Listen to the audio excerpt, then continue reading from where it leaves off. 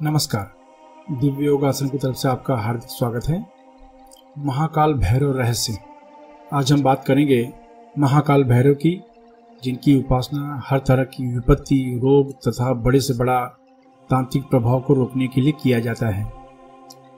लेकिन इसके पहले मैं आशा करता हूं कि आप इस चैनल को सब्सक्राइब करके हमारे आध्यात्मिक परिवार में अवश्य शामिल हो जाएं।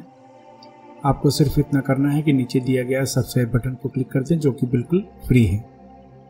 कोयले से भी ज्यादा काला रंग, विशाल शरीर, आंखों से चिंगारी निकलती हुई, काले डरावने चोंगे नुमा वस्त्र, रुद्राक्ष की कंठमाला, हाथों में लोहे का भयानक दंड और काले कुत्ते की सवारी, ये हैं महाकाल भैरव अर्थात मृत्यु तथा भय के देवता।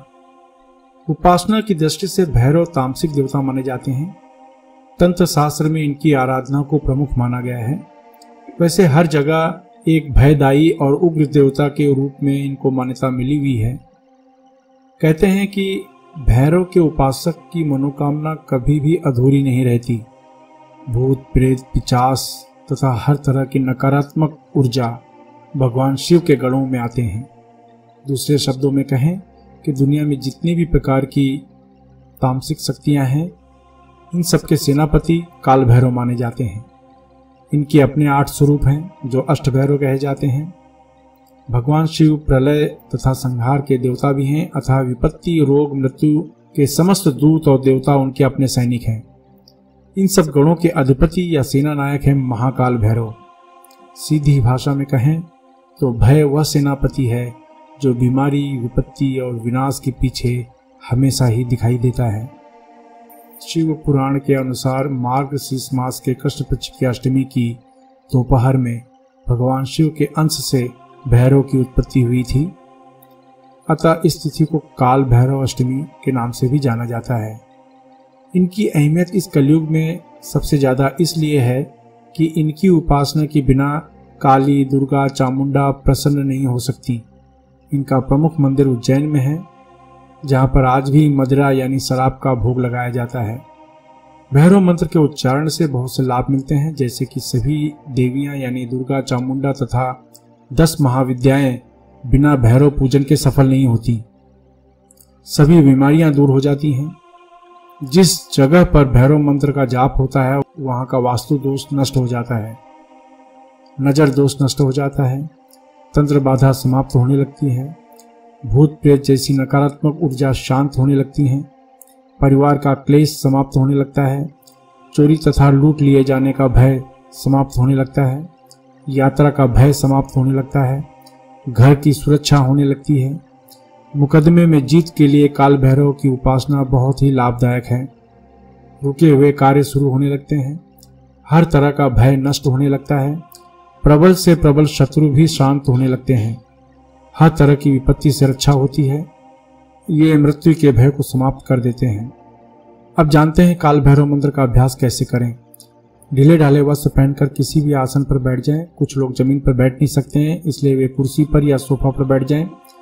अब 10 बार सामान्य प्राणायाम करें, यानी जोर से सांस खींचें और धीरे से छोड़ें। इस तरह से 10 बार प्राणायाम करें।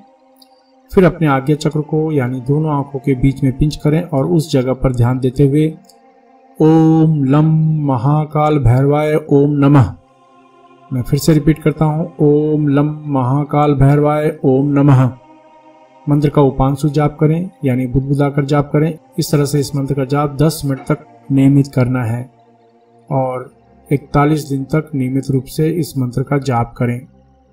इस मंत्र को रुद्राक्ष माला या स्फटिक माला से भी जाप कर सकते हैं, या आप बिना माला के भी इस मंत्र का जाप कर सकते हैं। याद रखें 10 मिनट तक नियमित जाप करना है और 41 दिन तक जाप करना है। आपको आश्चर्यजनक परिणाम मिलने शुरू हो जाएंगे। काल भैरव के विशेष नियम होते हैं। यह अभ्यास स्त्री पुरुष जो 20 वर्ष के ऊपर हो कर सकते हैं। जब आप बहुत परेशानी में हो तभी काल भैरव की उपासना करनी चाहिए। इस मंत्र की शुरुआत किसी भी शनिवार, होली, नवरात्रि या अष्टमी की शाम से कर सकते हैं। अभ्यास का समय 7 बजे से रात 12 बजे के बीच का होना चाहिए। दक्षिण दिशा की तरफ मुंह कर साधना करनी चाहिए। यह मंत्र जब पूरी श्रद्धा और पवित्र भाव से करना चाहिए। मजबूर होकर या बिना भाव से यह अभ्यास नहीं करना चाहिए। याद रखें, इस अभ्यास को निश्चित समय पर ही शुरू करना चाहिए। 10-15 मिनट का समय आगे पीछे चल सकता है।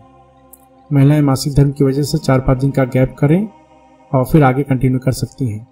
अभ्यास करते समय ढीले ढाले वस्त्र पहने, ब्लू और ब्लैक कपड़े या गहरे रंग के कपड़े पहन सकते हैं। आप चाहें तो अपने सामने काल भैरव का चित्र भी रख सकते हैं। यह चित्र आपको इंटरनेट पर आसानी से मिल जाएगा। अभ्यास के दौरान किसी भी प्रकार का भोजन कर सकते हैं। किसी भी प्रकार का धूम्रपान या मद्यपान का सेवन न करें। ब्रह्मचर्य का पालन करें। अभ्यास समाप्त होने के बाद अश्विनी या वज्रली मुद्रा अवश्य अपनाएं। यह मुद्रा आपको ब्रह्मचर्य का पालन करने में मदद करेगी। अश्विनी या वज्रली मुद्रा क्या है, इसका अभ्यास कैसे करें, यह जानने के लिए नीचे डिस्क्रिप्शन में लिंक दिया गया है, आप वहां से देख सकते हैं। पति पत्नी हफ्ते में एक बार संबंध रख सकते हैं। आशा है यह अभ्यास आपके जीवन में परिवर्तन लाएगा। इसके अलावा लोगों में आध्यात्मिक ज्ञान के प्रति जागरूक करने के लिए हमारी संस्था दिव्य योग आश्रम अलग अलग शहरों में कुंडलिनी ध्यान शिविर का आयोजन कर रही है। इसमें भाग लेना बिल्कुल फ्री है, एकदम निःशुल्क है। इसलिए अगर आप अपने शहर में सीखना चाहते हैं तो नीचे डिस्क्रिप्शन में लिंक दिया गया है, जहां पर आप अपने शहर में सीखने के लिए बुकिंग कर सकते हैं। इसके अलावा जो चैरिटेबल ट्रस्ट, संस्था या योगा केंद्र चला रहे हैं, वे अपने ग्रुप में निःशुल्क कुंडलिनी ध्यान शिविर का आयोजन करवा सकते हैं। आप अपने जीवन में हमेशा तरक्की करें। इसी शुभकामना के साथ धन्यवाद।